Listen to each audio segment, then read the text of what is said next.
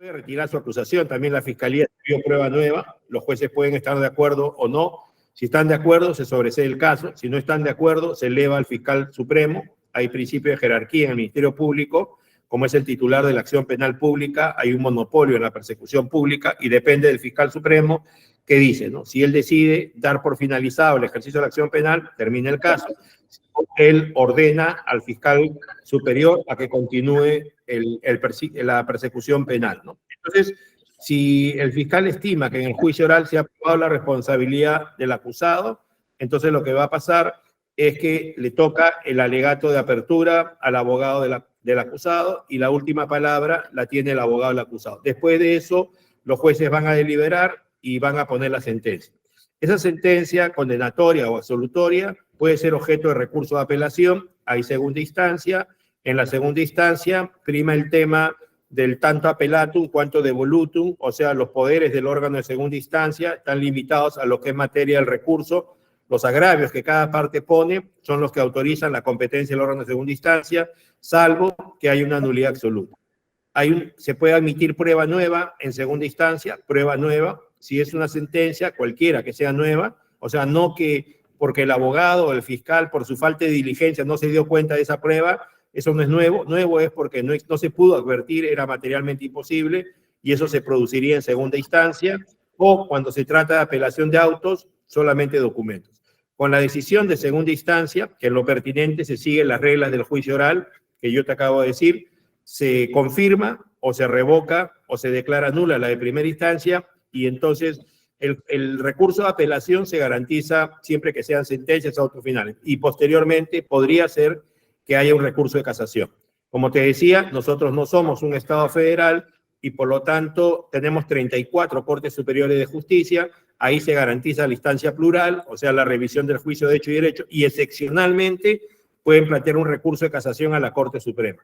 Ese recurso de casación, que solamente se plantea a la Corte Suprema que quede en Lima, con competencia en todo el Perú, del 100%, el 90% se declara inadmisible. Ellos lo confunden como si fuera una tercera instancia, como si nuevamente se va a hacer un juicio de hecho, se va a valorar prueba, cuando el recurso de casación tiene que ver con la correcta aplicación del derecho, si ha habido violación a normas constitucionales, normas sustantivas, normas procesales, ilogicidad de la motivación, falta de motivación, o también violación a doctrina jurisprudencial. Acá en el Perú, desde el año 2004 a la fecha, debemos haber puesto unas 200 jurisprudencias vinculatorias penales, o sea, lo que se quiere acá en la Corte Suprema del Perú es que haya uniformidad, que haya seguridad jurídica, que haya previsibilidad, y por lo tanto, la Corte Suprema, cuando resuelve, obliga a todos los jueces de las salas penales. Acá actualmente hay 2 salas penales de la Corte Suprema, 5 jueces cada una,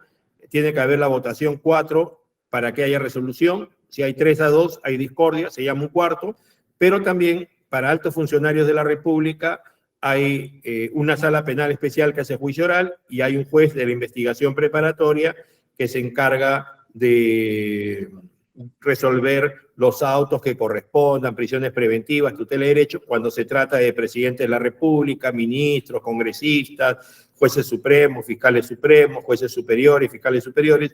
Y dicho sea de paso, en el Perú hay 4 expresidentes de la República investigados y uno de ellos incluso se suicidó. Entonces, no es que no haya carga. Y tenemos muchos ministros, congresistas y especialmente muchos colegas, jueces superiores, fiscales superiores, que están involucrados por temas de cohecho, tráfico de influencias, patrocinio ilegal, en fin.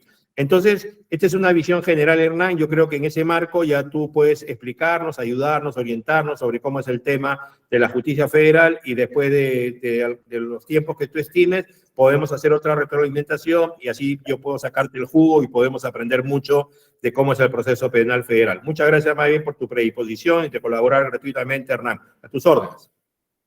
No, por favor, bueno, antes que nada, muchas gracias, José. Un placer poder estar hoy con vos y con todos los que están unidos en esta charla. La idea es compartir la experiencia, contarles cómo es un poco el sistema y la estructura del derecho penal, de la justicia penal acá en Argentina. La verdad fue un gusto conocerte, este es algo aparte, en Estados Unidos nos conocimos, fue un placer con vos, con toda la delegación peruana. y con todos los hermanos, como bien decías vos, de Bolivia, Uruguay, Guayana, Perú, Colombia, Chile. La verdad que tengo un hermoso recuerdo y hemos forjado muchos una gran amistad. Cuando yo hace un año atrás, un año y pico, también di una charla en Uruguay, y Uruguay, como Perú, tiene un sistema unitario, y quienes toda la vida estuvieron trabajando y tienen la idea de la justicia desde el punto de vista unitario, a veces les cuesta entender un poco lo que es cuando un país tiene una constitución federal y prevé un sistema federal, y realmente es más complejo. No es que les cuesta, sino que el sistema unitario es más simple y el federal es más complejo. De hecho, si nosotros analizamos quizás toda América, el continente americano, sacando Argentina, Brasil, México, creo que Venezuela, Canadá y Estados Unidos, el resto de los países tienen un sistema unitario. Nosotros, por lo que está establecido en la Constitución, tenemos un sistema federal. Y el sistema federal implica básicamente que dentro de un mismo territorio existen dos sistemas judiciales. Bajo una misma jurisdicción, en un mismo lugar, coexisten dos jueces, por ejemplo, penales. Uno con competencia federal, como es el caso mío, y otro con competencia ordinaria o local, como también se lo llama. Y esto a veces resulta difícil de entender porque la diferencia es la materia en la que cada uno interviene. Pero esto no es solamente la diferencia mayor que hay, sino también que lo que implica el código de fondo, o sea, el código penal, es el mismo para todo el país. Pero respecto de los códigos procesales, la nación, o sea, nosotros como Justicia Federal tenemos un código procesal propio y después cada provincia tiene su propio código de procedimiento. Entonces, este doble sistema judicial, esta doble instancia que convive en todo el país, también se ve o nota un mayor complejo porque cada provincia tiene su propio código de procedimiento. Entonces, dentro de una provincia, si la cuestión es de competencia local, se va a regir por un código de procedimiento, y si es o tiene que intervenir la justicia federal, interviene otro tipo de código de procedimiento. A esto hay que sumarle otra cuestión que lo torna más complejo, que es el siguiente. Todas las provincias, en su código de procedimiento, están regidos por el sistema acusatorio, que por lo que vos describías, José, en Perú reina el sistema acusatorio. En la Argentina, a nivel federal, a nivel nacional, con excepción de dos provincias que son Salta y Jujuy, el resto de las provincias a nivel federal, en la nación, lo que rige es un sistema mixto con mayor tinte inquisitivo.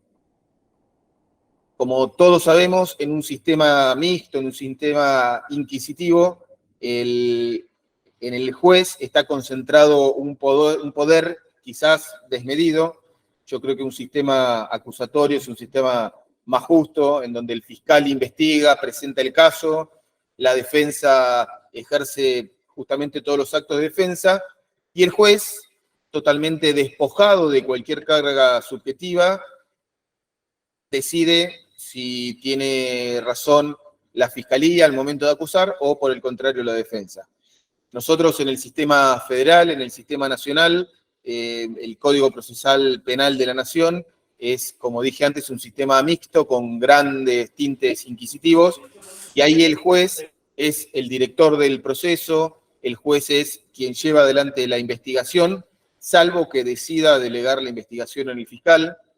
El juez es quien colecta la prueba, quien reúne la prueba, quien decide si hay prueba suficiente para convocar a prestar declaración indagatoria al imputado, quien escucha al imputado, quien después decide su situación procesal.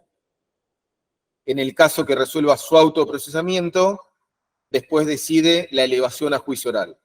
Nosotros tenemos, el proceso se divide en dos grandes etapas: la etapa de instrucción y la etapa de juicio oral.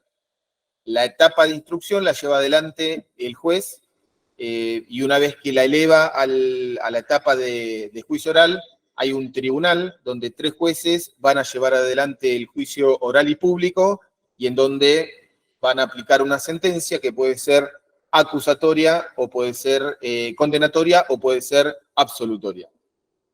Dentro del proceso penal, yo cuando te escuchaba en la presentación, en la buena presentación que hacías, y comentabas que un juez había estado 3 horas y media tratando de explicar el sistema, no me voy a tomar ese tiempo, pero realmente lleva mucho tiempo, porque cuando uno compara lo que es el sistema de cada una de las provincias con el nacional, es absolutamente diferente. Cuando uno compara lo que es la justicia provincial con la federal en cuanto al procedimiento, en cuanto a la forma de juzgar, es diferente. Las justicias de diferentes provincias ya tienen previsto, por ejemplo, el juicio por jurado, eso está recepcionado en la Constitución argentina, pero a nivel federal no está previsto todavía. Y como eso existen una gran cantidad de diferencias, entonces explicar cada una nos llevaría realmente 3 horas, y esa no es la idea. La justicia federal, para rápidamente tener idea en qué momentos interviene, puede intervenir porque así lo dispone la Constitución en determinadas cuestiones, que ahora rápidamente voy a explicar. Puede intervenir o interviene porque así lo determina una ley del Congreso, o puede intervenir según el lugar en donde se comete el hecho ilícito, por ejemplo, que se está investigando. Hay delitos o hay hechos en donde interviene la justicia federal porque, por ejemplo, son delitos de lesa humanidad, o, por ejemplo, porque intervienen 2 provincias, o, por ejemplo, cuando hay extranjeros que se ven involucrados en los hechos. También con respecto al lugar, la justicia federal interviene cuando se da, por ejemplo, en alta mar algún hecho en un buque de bandera nacional, cuando se da en algún territorio donde la nación tiene jurisdicción exclusiva y excluyente, y también se da cuando el Estado es parte, y en aquellos delitos que la ley prevé que por su importancia, porque son cuestiones delicadas, porque afectan a la nación, porque afectan a la sociedad en general, la ley le da la competencia federal.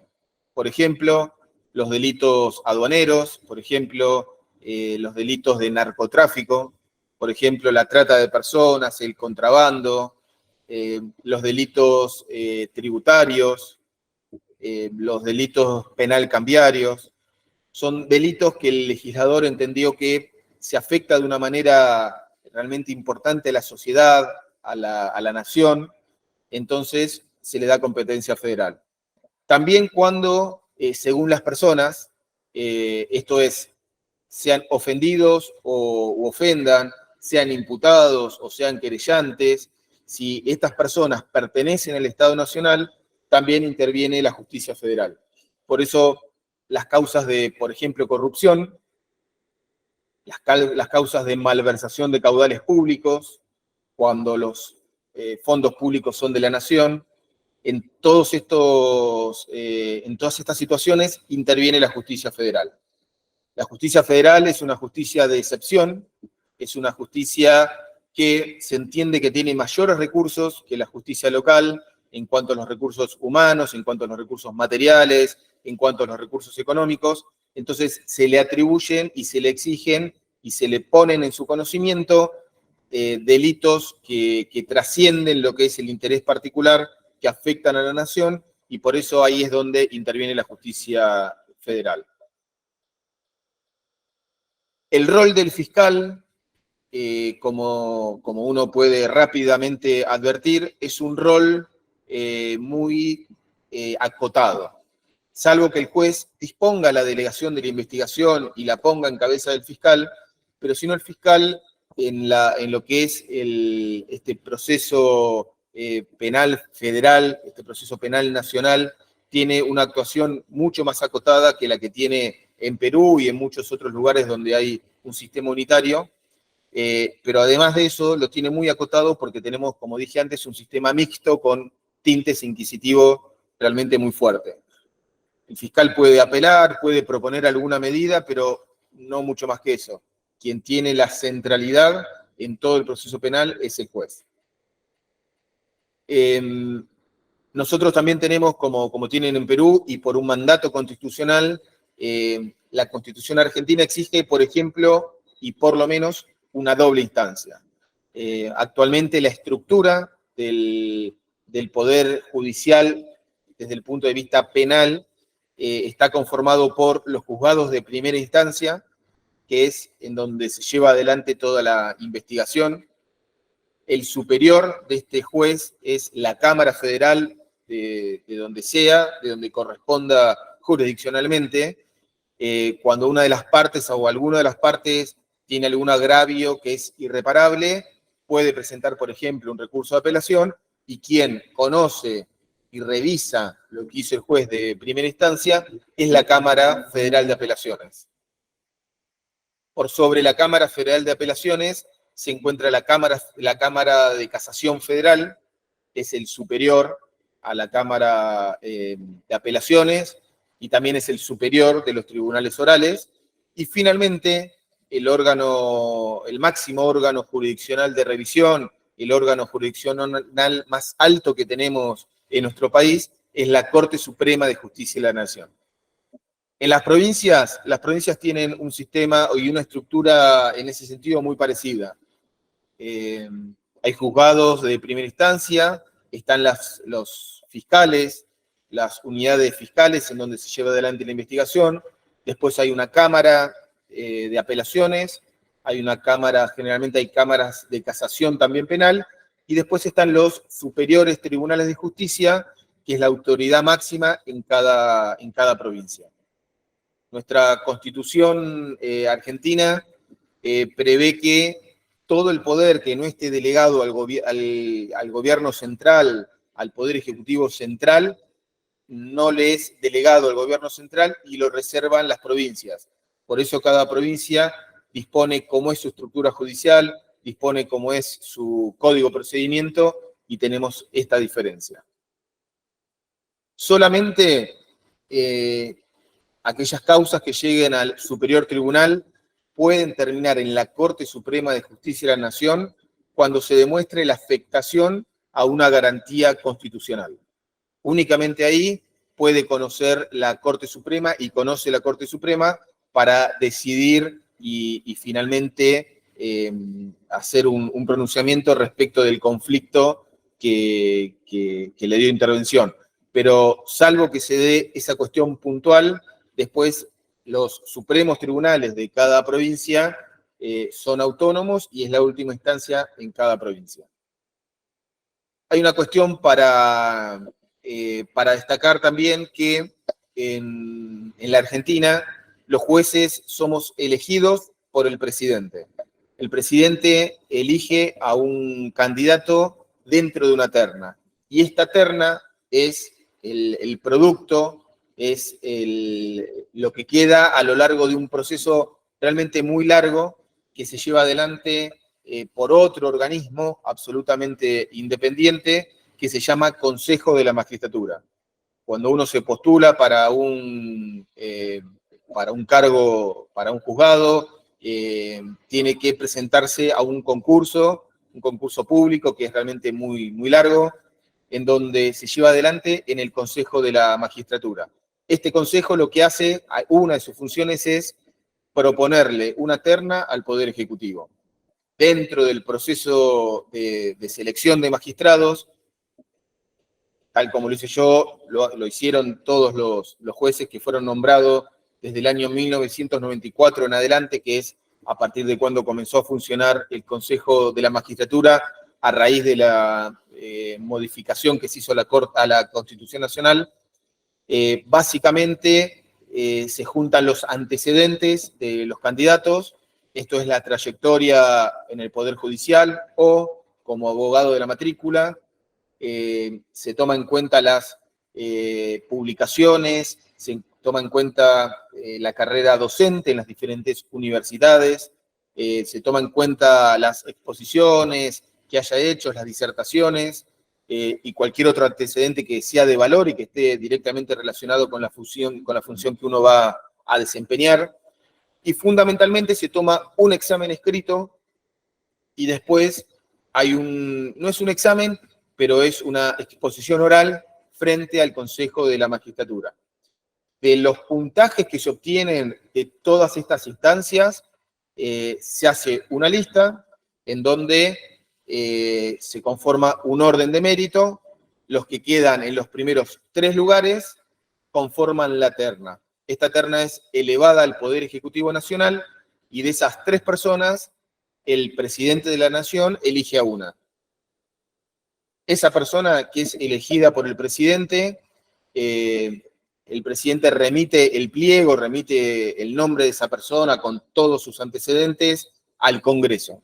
En el Congreso, el Senado de la Nación es quien somete a consideración del cuerpo a la persona esta, y los jueces tenemos que tener por lo menos el voto favorable de las 2/3 partes del Senado. Cuando recién el Senado aprueba con las 2/3 partes y da el voto favorable, uno tiene la anuencia del Senado de la Nación.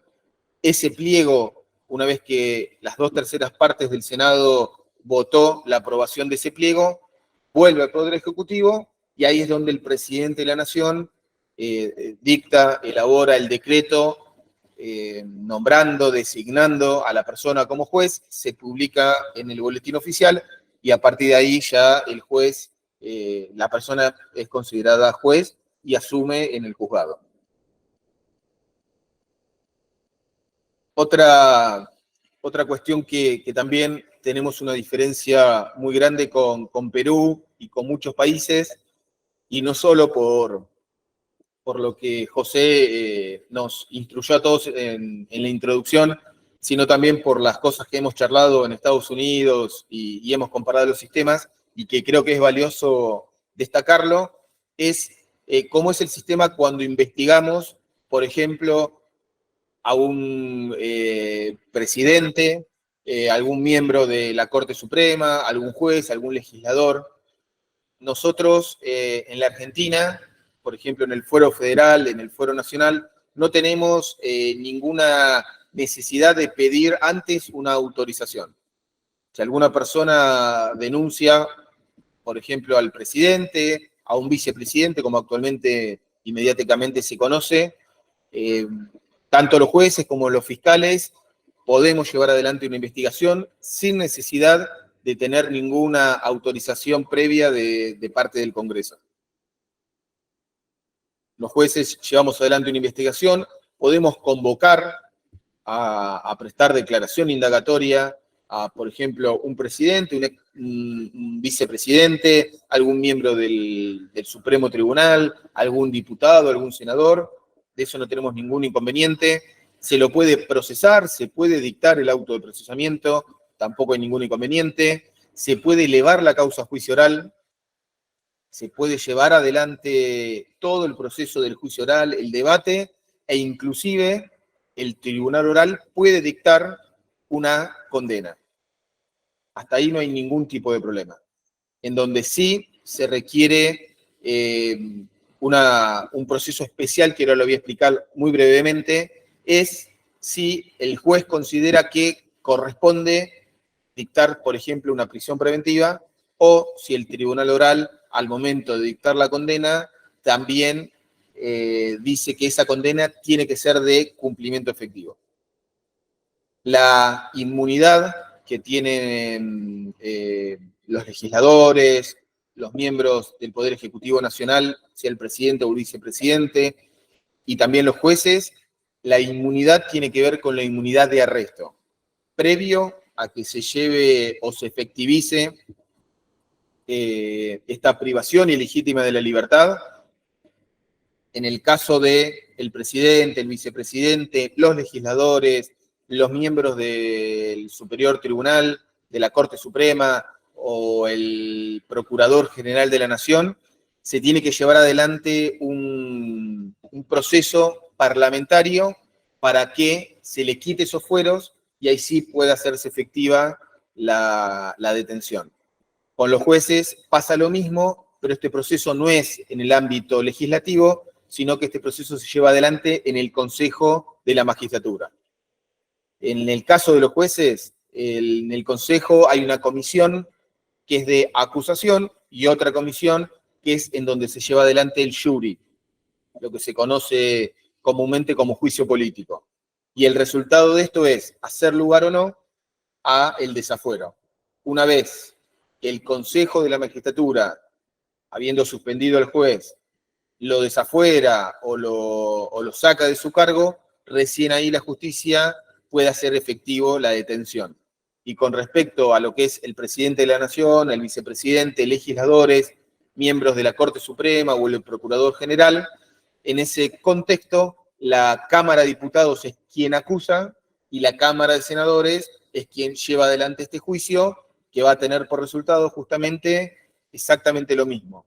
Si hace lugar o no al pedido de juicio político, y el resultado es quitarle los fueros para que la justicia penal pueda efectivizar ya sea la prisión preventiva o la condena de ejecución efectiva.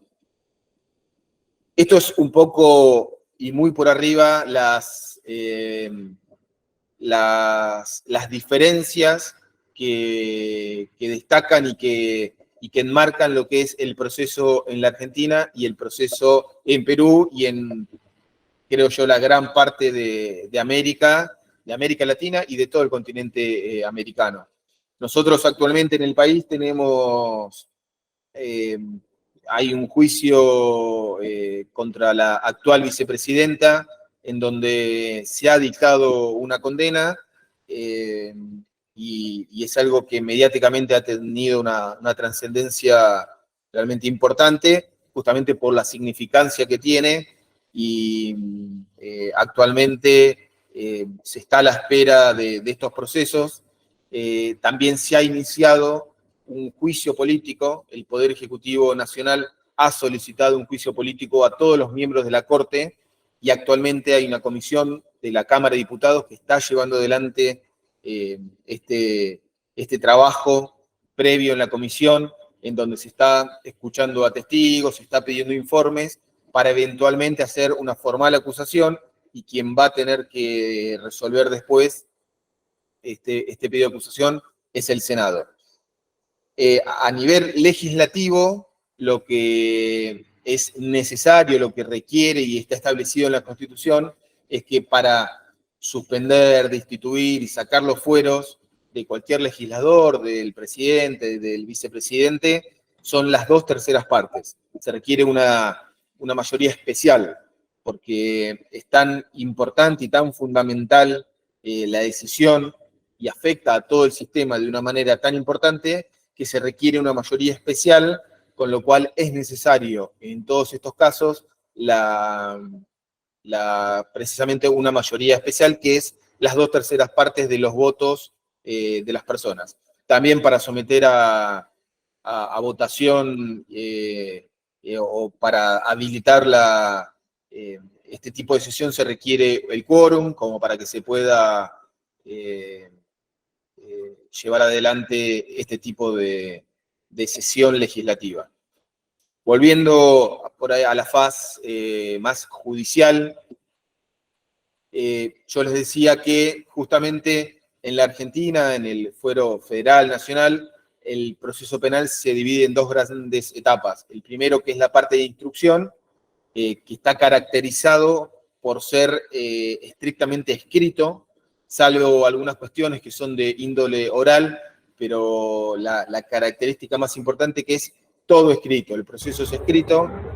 Desde la pandemia para acá se ha digitalizado y se ha acelerado, y creo que si bien la pandemia fue muy mala, si tuvo algo de bueno fue que por lo menos en la Argentina aceleró el proceso de digitalización de los procesos penales y de los procesos civiles también.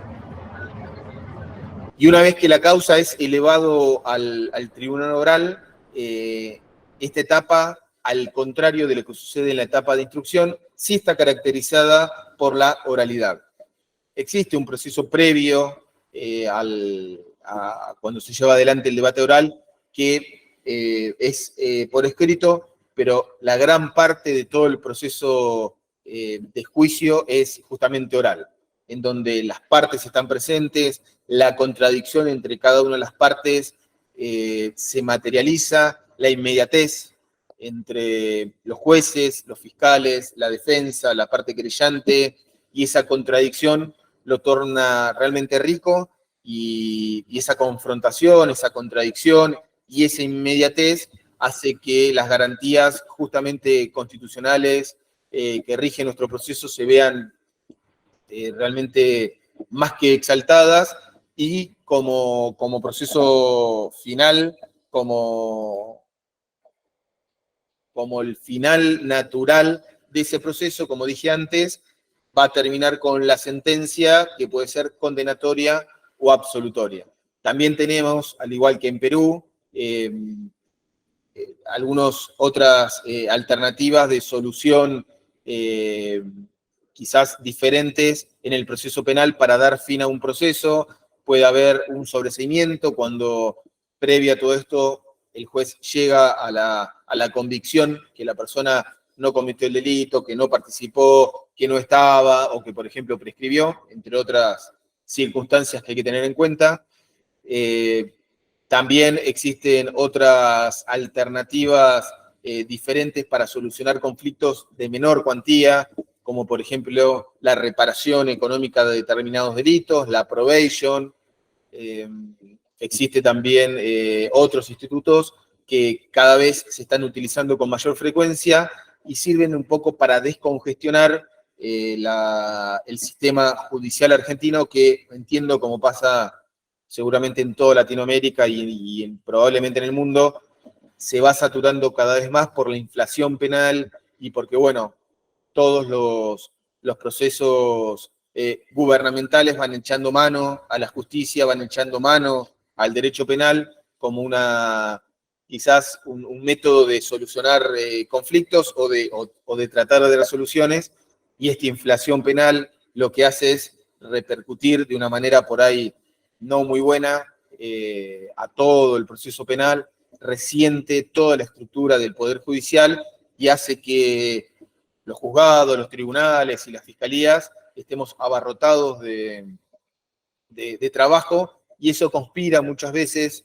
contra la eficiente y eficaz administración de justicia, y en ese contexto es que se van buscando diferentes alternativas para dar solución a conflictos penales que quizás no son de una, como decía antes, de una entidad tan significativa, y encontrando estos métodos uno puede dar solución al justiciable, trata de descongestionar el servicio de justicia y que todos los recursos humanos, materiales, sean abocados a aquellos conflictos realmente importantes y que ameritan que tengamos esa dedicación con mayor exclusividad y tomar en cuenta las situaciones más delicadas, y que, bueno, si uno tiene en cuenta cuando el legislador y cuando el constituyente formaron y fueron creando las diferentes estructuras del Poder Judicial, tenían en mente seguramente una realidad muy diferente. Básicamente esto es lo que yo un poco les quería transmitir. Las diferentes instancias de revisión, los jueces de la Cámara, de Apelaciones, de Casación y de la Corte pueden intervenir a través de recursos de apelación, y también en aquellos casos en donde sea denegada la apelación o consideren que hay alguna cuestión en donde las diferentes instancias judiciales no le dan una respuesta debida, se pueden ir en queja, y es el superior quien evalúa la situación y puede hacer lugar a la queja y tomar directamente el conocimiento de la situación para eventualmente decidir y pronunciarse sobre el asunto que se está tratando. No quiero alargarme más porque justamente, como decía antes, primero para respetar un poco el tiempo que teníamos previsto, segundo porque si entro de manera minuciosa en cada una de las cuestiones, realmente, como muy bien decía José, va a llevar por lo menos 3 horas porque realmente tiene muchos vericuetos y la realidad argentina es muy compleja en lo judicial.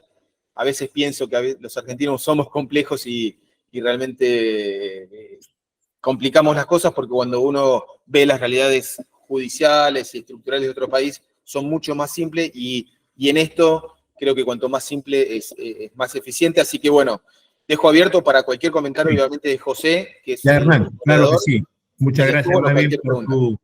tu primera intervención, pero no te preocupes por el tiempo. Yo sé que hoy día es feriado allá en tu país y qué bueno que a pesar de eso estés colaborando con nosotros. Eso enaltece más tu persona, pero eso no quiere decir que no te vamos a hacer preguntas, Hernán.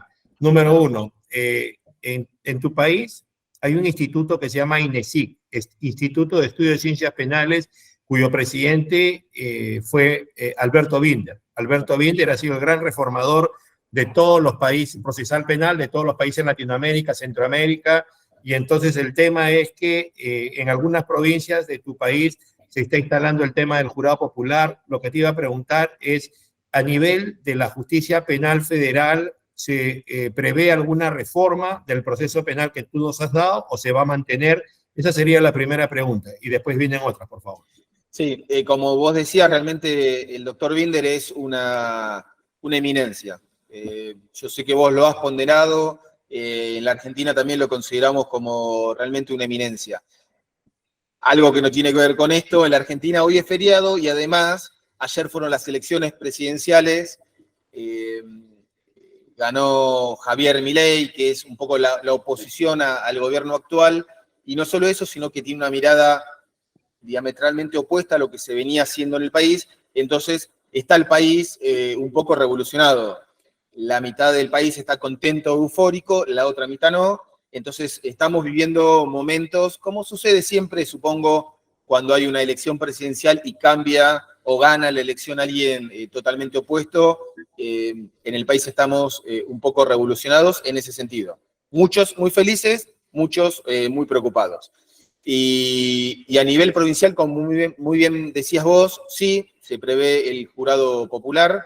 Y a nivel federal hay muchos proyectos, la idea es que se instale, pero actualmente no está previsto y no. Por ahora se mantiene el sistema actual, que es un poco el que expliqué antes.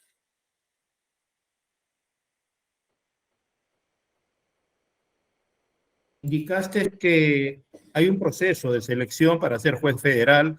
Te entendí primero el Consejo de la Magistratura, su terna, 3 va al Ejecutivo, escoge, de ahí va al Senado. O sea, complicado el tema. El Senado se encarga de ratificar. ¿Por cuánto tiempo se nombra un juez federal en Argentina? Porque eso no lo escuché. No, está muy bien lo que preguntás y es muy importante. En la Argentina, juez federal o cualquier juez, eso es indistinto, sea de la Corte Suprema, sea de tribunales inferiores, una vez que es designado juez, mientras dure su buena conducta, va a ser juez hasta el momento que se jubile. Puede ser juez hasta los 75 años. Después de los 75 años se puede jubilar o puede obtener otra vez la aprobación del Senado por 5 años más, y así indefinidamente. Esto es, a diferencia, por ejemplo, y es bueno también comentarlo para todos, con José, cuando estuvimos en Estados Unidos, los jueces de allá nos comentaban que ellos, la designación, si mal no recuerdo, eran por 4 años y tenían que ser reelegidos y demás. En la Argentina no es así. En la Argentina, el ser juez federal o juez local es un cargo vitalicio. A menos que haya una destitución o sea acusado por mal desempeño, por la comisión de un delito o por algo de esa naturaleza, el juez, si eso no sucede, va a ser juez hasta que se jubile, hasta que cumple la edad que dije recién. Así que perdón que no lo dije y es algo fundamental y gracias por haberlo preguntado. No. También te escuché decir que el proceso penal federal es vicarial. Quiere decir que va a dar una respuesta penal, pero también va a dar una respuesta civil. ¿Es así? Sí, nosotros tenemos, por si fuera muy poco complejo, hay un Código Procesal Penal y hay un Código Procesal Penal Federal que va a reemplazar al Código Procesal Penal, pero se implementó y se habilitó en partes. Entonces, por eso digo que los argentinos somos realmente complejos. Este nuevo Código Procesal Penal Federal, que viene a reemplazar al viejo, está solamente habilitado en algunas partes. Y en estas partes, que sí está en vigencia, admite para ciertos casos reparaciones económicas. Entonces, cuando son delitos obviamente menores, que no producen una afectación realmente fundamental, se habilita a que si el imputado accede y paga una suma determinada, se puede, con ese pago, con esa reparación monetaria, dar finalización al proceso penal. Así que eso sí se está utilizando mucho desde hace un par de años y está dando respuesta, y la verdad que en la experiencia personal y cuando uno habla con otros colegas, con otros jueces, es algo que sirve mucho para descongestionar, sobre todo de aquellos expedientes o aquellas causas que son realmente menores. Bueno, acá en Perú el asunto es que en el proceso penal, si hay alguien que es una presunta víctima de un delito, en general, si va a la vía civil, tiene que pagar una tasa judicial por la demanda, por la presentación de pruebas, por la sentencia, por apelar, y entonces imagínate, claro que es una vía especializada, entonces, por lo tanto, en el proceso penal se permite que el agraviado pueda ser actor civil o, en su defecto, el fiscal. Si el agraviado no se hace actor civil para tener una persecución prioritaria, el fiscal debe encargarse de la persecución penal y civil, porque al final el proceso penal debe dar una doble respuesta. Obviamente, en ambos casos tiene que haber prueba.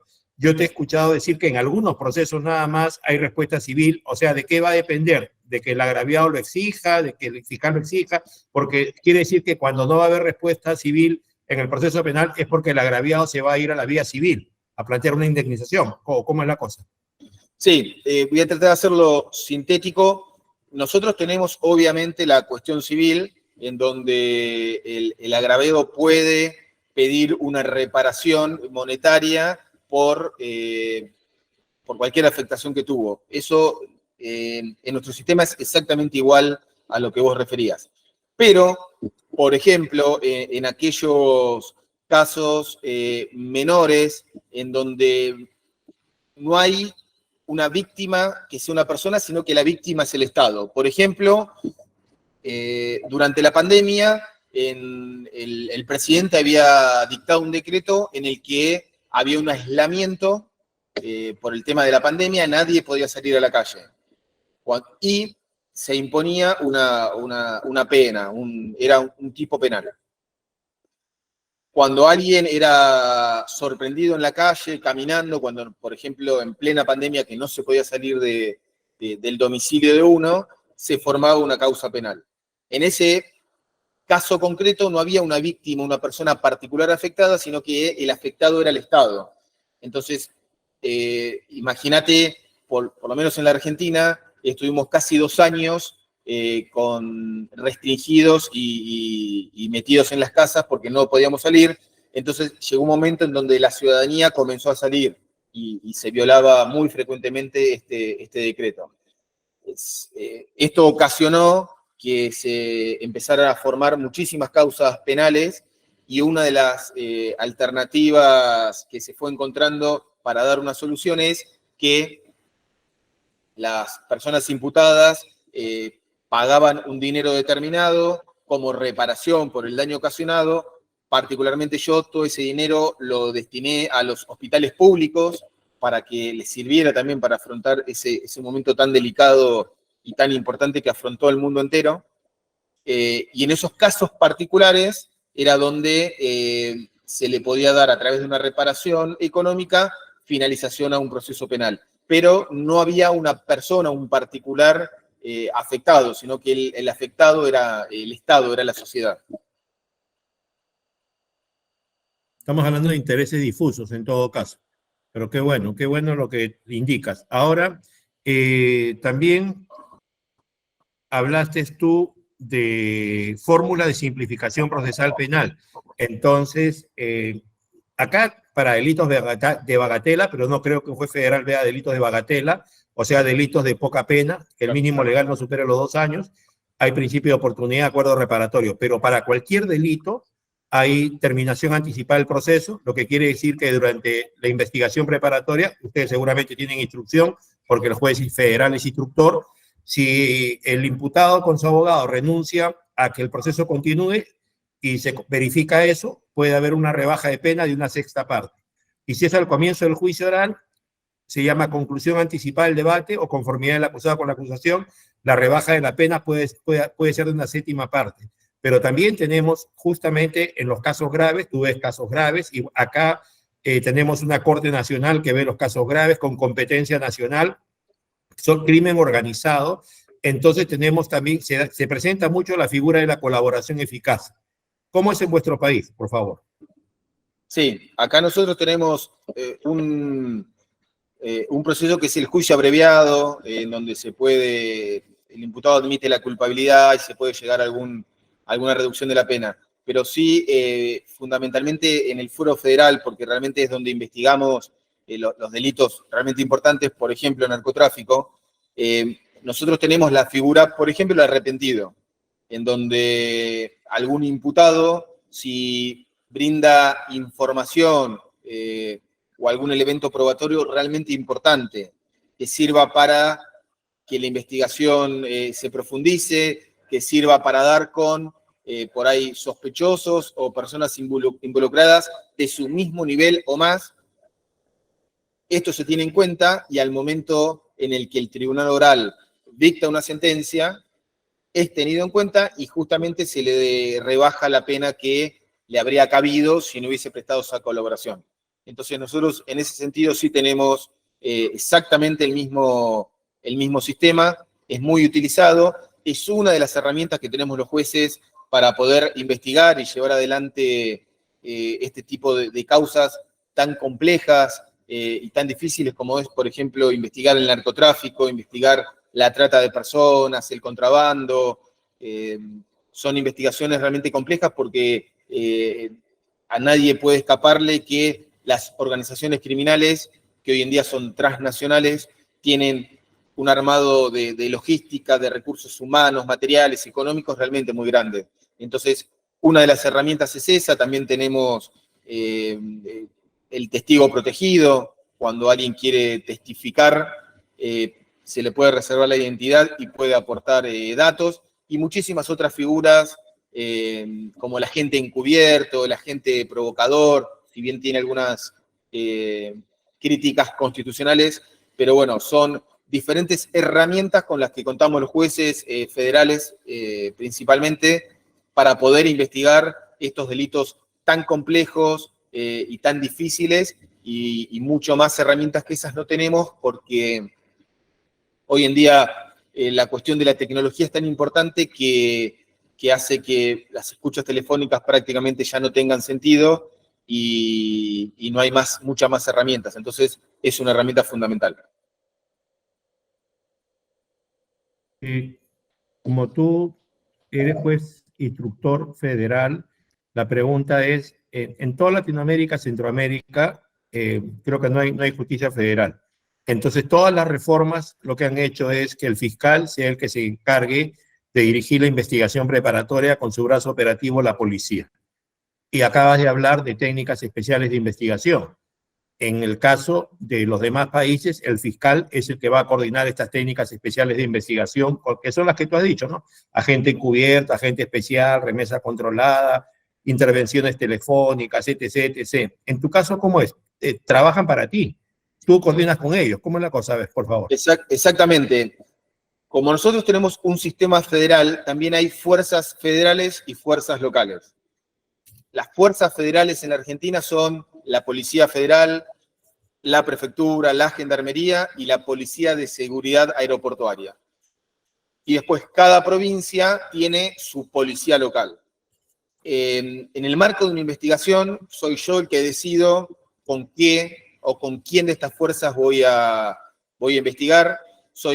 si la investigación está a mi cargo, soy yo quien coordino justamente con ellos, quien recibo los informes de ellos, quien dispongo, según mi criterio, qué medidas adoptar, según mi criterio, cuáles de estas herramientas es más útil para investigar determinados delitos, y bueno, y a raíz voy obteniendo los resultados de la investigación y soy el que dispone si se profundiza, si se dispone el allanamiento, si se disponen las detenciones, si sigo con las fuerzas, si cambio de fuerzas. Dentro de cada fuerza de seguridad también hay diferentes divisiones con diferentes especialidades. Entonces, el juez, como bien decías vos, el juez de primera instancia federal, a menos, repito, que delegue la investigación en el fiscal, es quien tiene a cargo todo eso, quien decide todo eso y quien va disponiendo las diferentes diligencias y las diferentes medidas.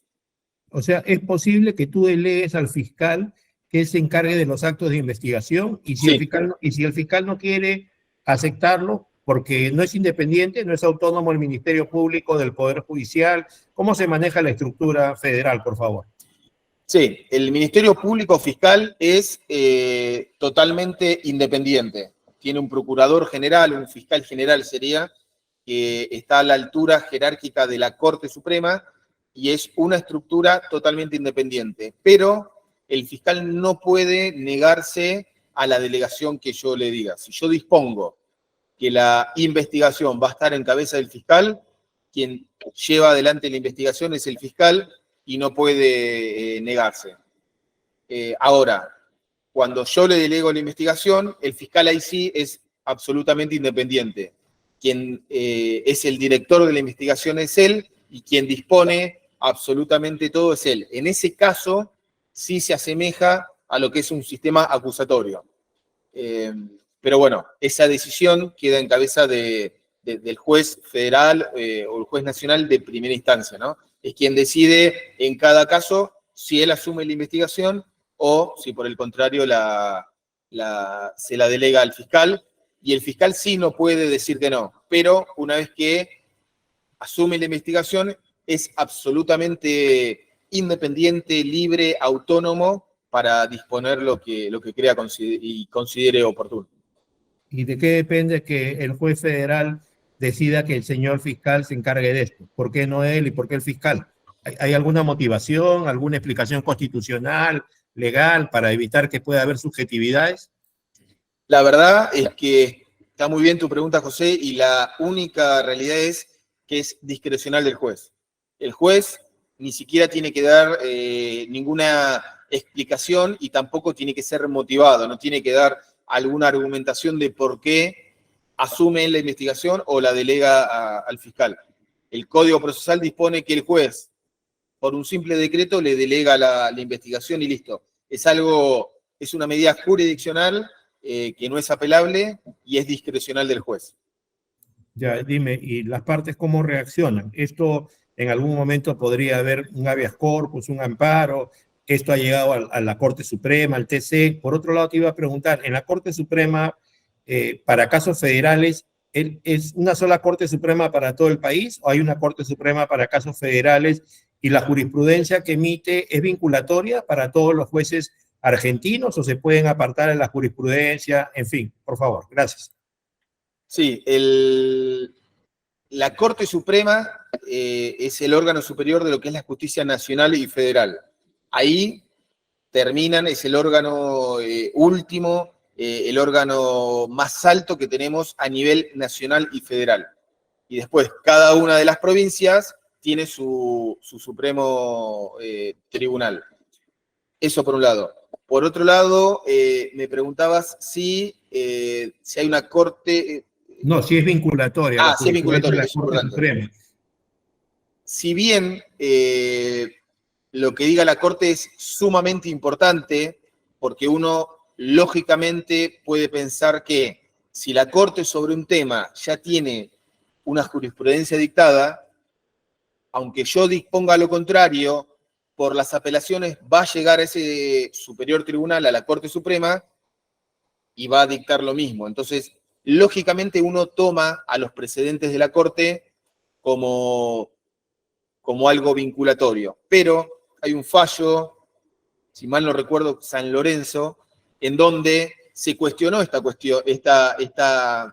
cosa de que sea vinculatorio. ¿Por qué?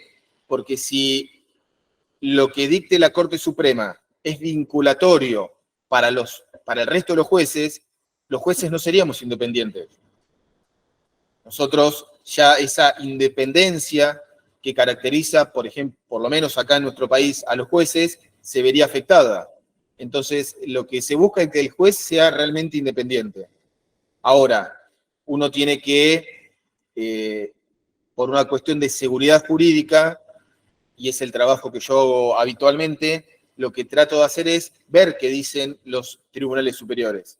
Porque además, si yo, en un caso absolutamente igual, bajo la misma normativa, dispongo algo diferente, las partes van a apelar, va a llegar a ese tribunal superior y va a dictar lo que viene diciendo. Entonces, por una cuestión de economía procesal, de seguridad jurídica, de una mejor administración de justicia, todos los jueces estamos atentos y tratamos de estar en sintonía con lo que diga la Corte Suprema. Pero sí, esta cuestión que caracteriza a los jueces de la independencia tiene que ver que cada juez es independiente y muchas veces, o en mi caso particular lo voy a decir porque es lo que a mí me ocupa, cuando yo me aparto de los precedentes de la Corte o de la Casación o de la Cámara Federal de Apelaciones, explico por qué me aparto y doy mis argumentos y explico qué es lo que me lleva a adoptar un temperamento diferente a lo que el superior hizo. Y entonces, ¿cuáles son los fundamentos históricos de la justicia federal? Porque acá en el Perú, por ejemplo, la idea es que la Corte Suprema emita jurisprudencia vinculatoria por el tema del principio de legalidad. Tú has hablado de uniformidad por eso, por seguridad jurídica, por predecibilidad judicial, porque hay igualdad.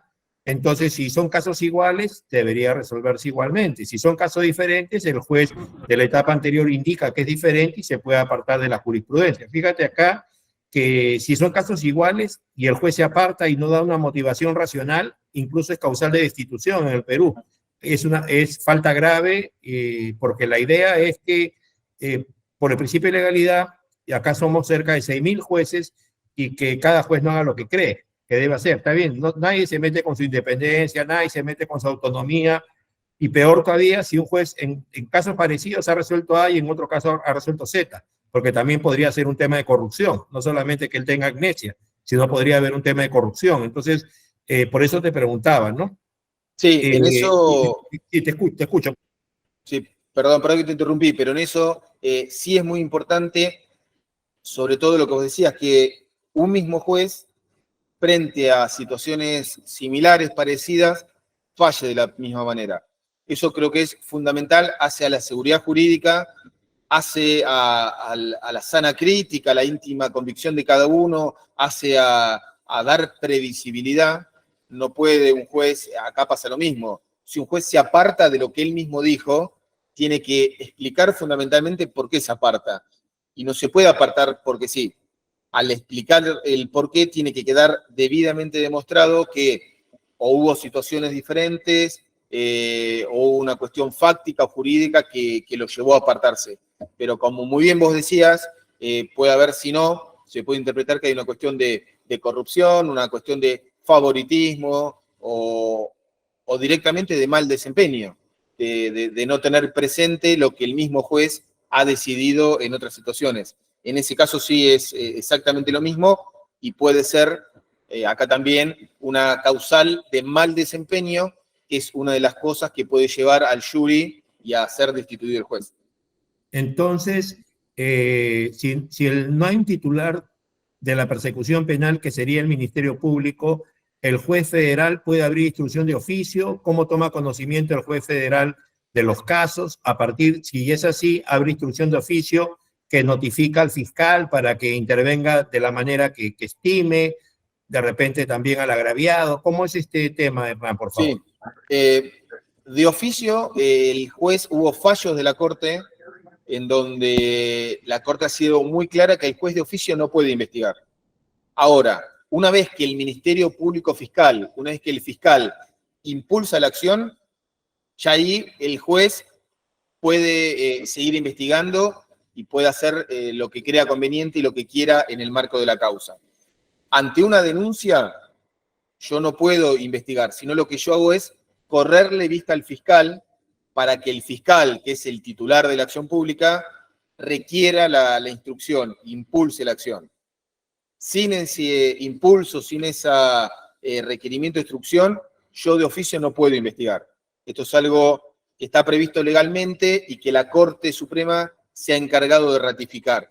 Es una suerte de contralor, porque si no realmente el juez ya tiene bastante concentrado en un sistema como el nuestro todo el poder. Entonces, el fiscal es el titular de la acción pública.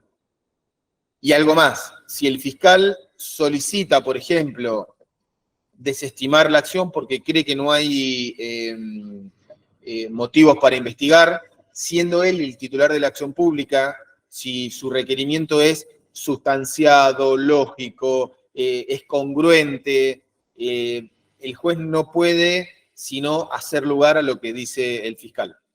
Eso es un poco el contrapeso y el contralor que tenemos entre el Poder Judicial y la Fiscalía a nivel federal, nacional, siempre hablando, para que en este contrapeso haya un contralor, porque si no realmente sería hasta escandaloso la concentración de poder que habría en el juez. Entonces, el fiscal sí tiene esta potestad, porque por la Constitución es el titular de la acción pública, es quien tiene el contralor de legalidad, y en esa función sí puede requerir o no requerir, y el juez sí necesita que el fiscal requiera que se investigue. E insisto, una vez que el fiscal impulsó la acción, requirió, ahí sí ya el juez puede investigar libremente, y bueno, es un poco todo lo que venimos diciendo hasta recién. Claro, hasta que el fiscal te diga, ya no quiero que continúe investigando, pide el sobreseimiento. Por ejemplo, o diga, considero que no hay delito. Entonces, ya, pero tú ahí tienes que aceptarlo o puedes elevarlo al fiscal superior para que él controle lo que su fiscal provincial está queriendo. el Código Procesal Penal tiene previsto exactamente lo que vos decís, que el juez puede o podía elevar en consulta al fiscal superior para que diga si está de acuerdo o no con lo que dice el fiscal de primera instancia. Pero hubo fallos de la Corte en donde se declaró la inconstitucionalidad de ese artículo. ¿Por qué? Porque lo que dice es, el fiscal es autónomo, y si el fiscal, que es el titular de la acción pública, dice que no hay delito, salvo que el juez considere que el dictamen no está fundado, no se ajusta a derecho, no respeta las circunstancias investigadas, o existe alguna otra falencia en cuanto a la logicidad, legalidad, razonabilidad, si el juez detecta esto, puede declarar la nulidad de ese dictamen. Pero si respeta todos estos parámetros y el fallo y el dictamen es consistente, legal, razonable, la Corte dice que hay que respetar justamente lo que dice el titular de la acción pública, que es el Ministerio Público Fiscal.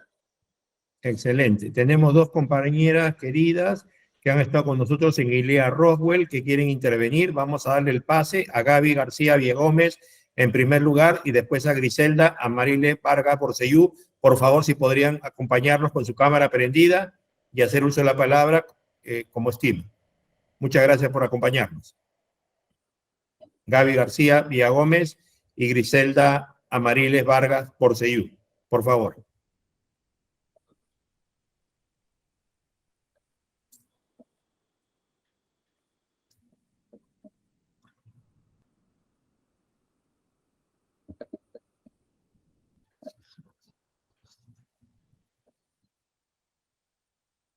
En todo caso, dice Griselda, un ratito, por favor, te preguntaría lo siguiente, dime, ¿cuántos jueces federales hay en toda Argentina? ¿Se dan abasto por la carga procesal? Sí, la verdad que el número exacto no lo tengo, somos muchos menos que los jueces locales de cada provincia, y la verdad que no, el sistema está... ¿Tienes mucha carga de trabajo y con qué equipo de trabajo cuentas? Por ejemplo, puntualmente yo en el juzgado del que estoy a cargo, del que soy titular, tengo 2 secretarías Cada secretaría tiene, calculo que 10 personas. En el juzgado seremos un total de 20 y pico de personas, entre el personal administrativo, el personal que colabora y demás, y eso va variando. Particularmente, el juzgado federal de Gualeguaychú, que está en la provincia de Entre Ríos, y del que yo soy titular, es un juzgado multifuero. Esto significa que yo intervengo en aquellas causas siempre federales, pero que sean penales y no penales. Hay muchos otros juzgados federales en el país que son solamente penales y otros que son exclusivamente no penales. Puntualmente el juzgado mío, en el que yo estoy a cargo, es multifuero. Yo tengo conocimiento en todo lo que es penal y no penal. Por eso tengo 2 secretarías. Una secretaría, yo le di lo que es la competencia exclusivamente penal, y la otra secretaría se encuentra a cargo de Pedro Bancoff, que vos lo conociste en ILEA, en Estados Unidos, que nos acompañó en la delegación argentina, y él está a cargo, por ejemplo, de la Secretaría Civil. Él se ocupa de administrar y colabora conmigo en lo que es todos los asuntos civiles. Y en la otra secretaría está el doctor Francisco Grego, que es quien colabora conmigo en los asuntos penales. Este es un poco el plantel de gente que tenemos, pero bueno, creo que como en todos lados, los elementos que tenemos son finitos y la carga es infinita de trabajo y realmente hay muchísimo. Bien. Gaby García Villagómez, ¿quiere hacer uso de la palabra, por favor?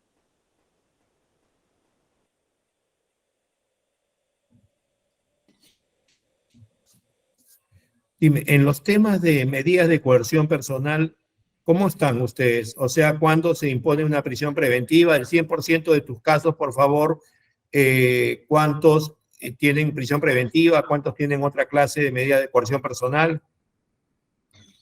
Fundamentalmente, para que en nuestro país proceda la prisión preventiva, se tienen que dar 2 parámetros importantes.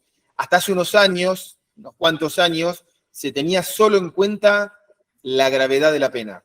Cuando los delitos que se imputaban a la persona eran graves y llevaban implícitos la posibilidad de una condena de ejecución efectiva, el juez dictaba la prisión preventiva.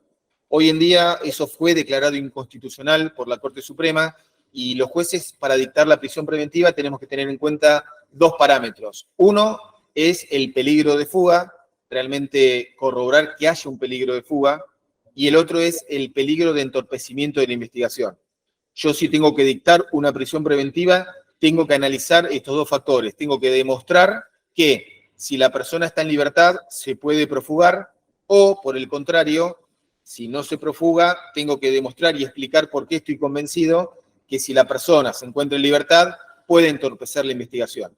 Si yo, en el dictado de mi prisión preventiva, llevo adelante y demuestro esto, es procedente la prisión preventiva. La regla general es que la persona transite todo el proceso penal en libertad. Existen también otras medidas menos coercitivas y menos gravosas para la persona, como por ejemplo una caución real, que es dar en garantía determinado dinero en efectivo, una caución personal, una caución juratoria, se le puede poner una prisión domiciliaria, se le puede prohibir a la persona salir del país, se le puede imponer la obligación de presentarse en el juzgado o en la fiscalía cada tanto tiempo, una vez por semana, cada 15 días, una vez por mes. Existen también otras medidas alternativas menos gravosas, pero sí, para el dictado de la prisión preventiva se tienen que dar estos factores y no solamente tener en cuenta la gravedad del delito que se le impone, porque si no, se entiende que sería un adelantamiento de la pena, ¿no? Iselda Vargas, ¿va a hacer uso de la palabra? Bien, me están preguntando por otro lado, ¿cómo hacen con la virtualidad? ¿Tú haces audiencias virtuales? ¿Cómo están trabajando? Hablaste un poco del tema del COVID, el cambio, por favor. Sí, la verdad que por lo menos en la Argentina, desde el COVID para acá se aceleró muchísimo. Antes no se usaba, prácticamente era nulo la virtualidad. Hoy en día la mayoría, la gran mayoría de las audiencias son de manera virtual, solamente aquellas que revisten alguna sensibilidad especial, alguna gravedad especial, o si la parte lo requiere por alguna cuestión particular, se lleva adelante de manera presencial. Pero si no, yo te diría que el 99% de las audiencias se llevan de manera virtual, y esto es algo muy beneficioso para los tribunales, para las partes, para la fiscalía. No sé en Perú por ahí cómo se maneja eso, pero en la Argentina hubo un avance rápido, profundo y fue muy beneficioso. Claro, entonces este tema de la virtualidad, porque tú eres juez federal, tú haces la instrucción, una vez que terminas la instrucción, el caso puede pasar a juicio oral. Cuando pasa a juicio oral, van donde otros jueces, esos jueces, por ejemplo, ponen una sentencia, esa sentencia puede ser objeto de apelación, también hay recurso de casación. ¿Cómo se maneja este procedimiento? ¿Y hay virtualidad en cada uno de estos momentos? Sí, la virtualidad no solo creo que llegó para quedarse, sino que se está implementando y se está utilizando en toda la estructura y en toda la dimensión del Poder Judicial. Te repito, a menos que por la gravedad, por la sensibilidad o por alguna de las partes lo soliciten, se hace de manera presencial, pero si no, la gran mayoría se hace de manera virtual. Una vez que el tribunal oral dicta una condena, la fiscalía, o una absolución, ¿no? La fiscalía o la defensa pueden apelar. Esa apelación va a la casación, a la Cámara Federal de Casación, quien revisa, por ser el superior del tribunal oral, la sentencia. Y eventualmente, si hay una afectación, alguna garantía constitucional, también se puede llegar hasta la Corte Suprema de Justicia de la Nación, quien es el órgano más alto y el supremo órgano que interviene, y son los organismos que van a revisar lo que se hizo en las instancias inferiores. Como decía antes, esto tiene un raigambre constitucional. Nuestra Constitución exige que por lo menos haya una doble instancia para que cualquier decisión que sea adoptada y dictada por un órgano jurisdiccional sea revisada por otro, porque claramente los jueces somos hombres, somos falibles, podemos equivocarnos, entonces es más que necesario que alguien revise lo que nosotros hacemos y que chequee nuestro trabajo. Dime, en la justicia federal están hablando, trabajando los temas de estándares de prueba, porque sabes tú que Jordi Ferrer Beltrán ha publicado un libro el año 2021 que se llama Pruebas sin convicción, donde plantea 7 estándares. O sea, el cuestionamiento es que cada juez no hagamos lo que queremos, sino que haya algunos controles y dependerá de la motivación que hagamos los jueces, según lo que él plantea, de tal manera que, por ejemplo, acá en Perú el Código Procesal Penal dice, para abrir diligencias preliminares, indicio de sospecha. Para proseguir el ejercicio de la acción penal, para formalizar la investigación preparatoria, que es un momento posterior, indicios reveladores de la comisión del delito, vinculación del investigado. Para imponer una prisión preventiva, indicios graves. Termina toda la investigación preparatoria, que en tu caso sería instrucción, para que el caso vaya a juicio oral, indicios suficientes. Pero para condenar a alguien, la prueba producida en el juicio oral tiene que ser más allá de una duda razonable. ¿Cómo está manejando? Te escuché hablar del sistema de la sana crítica. ¿Cómo es el asunto, el sistema de valoración de la prueba? Y aprovecho ahí un tema. En Estados Unidos, en Roswell, me dijiste que ustedes manejan el tema de los peritos. ¿Podrías explicarle también a la comunidad jurídica, por favor, al respecto? Gracias. Sí, por supuesto. Nosotros hay un principio general que rige el proceso, que es la libertad probatoria. Las partes pueden proponer la prueba que consideren, pero quien decide la viabilidad o no, o la admisión o no, es el juez, cuando la investigación está a cargo del juez. Después el juez es quien dispone las medidas probatorias, y a través de la íntima convicción y la sana crítica, que son los dos elementos que el juez debe tener, es el que en definitiva dicta y dispone algo. Obviamente, los jueces no somos expertos en todas las materias, claramente, y por eso nos valemos del dictamen de un perito, como muy bien vos decías. Pero el dictamen del perito no es vinculante. Yo me puedo apartar de lo que diga el perito, en absoluto es vinculante. Simplemente que, por ejemplo, cuando secuestro un paquete con polvo blanco adentro, y yo no sé si es cocaína o no es cocaína. Entonces, se hace una pericia química. En la práctica, los jueces nos guiamos casi exclusivamente con el resultado de las pericias, o cuando hacemos una pericia caligráfica para saber si alguien firmó o no firmó un cheque adulterado, por ejemplo. Nosotros no tenemos esas especialidades, pero sí lo que es importante destacar, y creo que ahí hay una diferencia con Perú, es que ninguna pericia es vinculante para los jueces. Los jueces, mediante la sana crítica, la íntima convicción, podemos apartarnos de lo que diga una pericia química, una pericia contable, una pericia digital, una pericia escopométrica. No tenemos por qué pronunciarnos de acuerdo a lo que diga la pericia, sino que podemos apartarnos absolutamente y tenemos esa libertad probatoria. Y siendo los que llevan adelante la investigación, como te dije antes, podemos aceptar o no aceptar la prueba que proponen las partes. ¿Por qué? Porque somos los directores de la investigación y eso es la gran potestad que tenemos. Y en particular no estoy muy de acuerdo porque creo que afecta o de alguna manera puede llegar a afectar la imparcialidad del juez, porque el juez a lo largo del proceso se va cargando de subjetividad. Si la misma persona, el mismo juez es quien investiga, quien dispone la prueba, quien la valora, quien investiga al imputado, quien lo indaga, quien lo procesa, claramente va a elevar una causa a juicio, y yo soy más de la idea por ahí del sistema acusatorio y no de este sistema mixto. Pero hasta hace unos 30 años atrás, 40 o 20, no, 30 años atrás, estaba el Código Viejo, lo que se conoce como el Código Viejo, en donde el juez hacía todo lo que yo describí y además dictaba sentencia.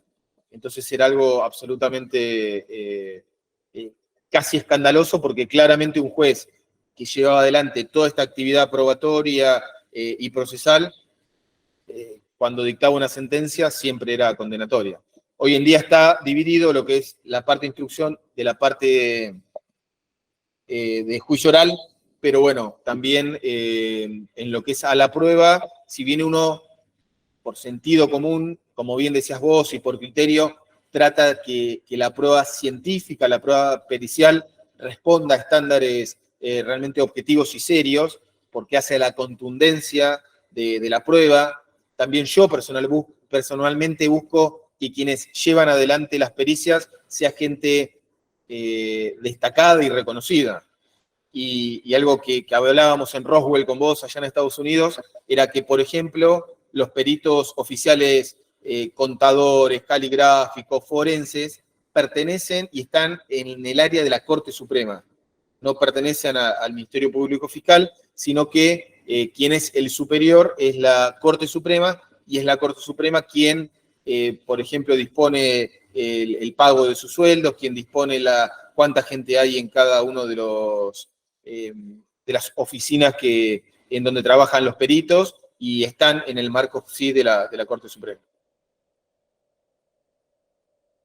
Respecto al tema de las pericias, acá precisamente la Corte Suprema, dentro de las jurisprudencias vinculatorias que existe, tiene una que es el Acuerdo Plenario Penal 4-2015, donde se establece que para que tenga una alta confiabilidad científica o técnica una pericia, es necesario que se cumplan dos requisitos. Primero, idoneidad, que tiene que ver con quién hizo la pericia, la acreditación del perito, y en segundo lugar, el método o protocolo, porque como todos tienen márgenes de error, que haya utilizado el que tenga el menor margen de error y además que lo haya aplicado. ¿Cómo podríamos saber que el protocolo tiene el menor margen de error? O sea, es un tema de epistemología, el conocimiento de los hechos, preguntándole a la comunidad de expertos, preguntándole a las revistas especializadas, ver en casos concretos qué ha pasado. Entonces, dependiendo de eso, podríamos darle la más alta confiabilidad a la pericia, pero a pesar de eso, no es prueba plena, y por lo tanto, habría que ver qué otro material probatorio hay para saber si los hechos se produjeron o no. O sea, de esa manera apreciamos nosotros la prueba. Ahora, te quería hacer una pregunta, porque acá en el Perú se ha dispuesto que haya virtualidad. Algunos abogados se resisten todavía a la virtualidad, por el tema de la inmediación, ellos prefieren que hayan audiencias públicas, presenciales, pero no son muchos. Ellos estiman que así pueden litigar mejor frente a los testigos, frente a los acusados, su presencia física, ponerse de pie, oratoria, retórica, en fin. A lo que voy es, acá en el Perú es obligatorio que todos los jueces vengamos a nuestro despacho. Desde nuestro despacho podemos entrar virtualmente, como ahora estamos haciendo la conferencia, o sea, nadie se puede quedar en su casa. En Argentina, ¿cómo es el tema de la virtualidad? El juez de todas maneras tiene que ir a su oficina para virtualmente hacer la audiencia o tiene licencia para poder trabajar desde su domicilio.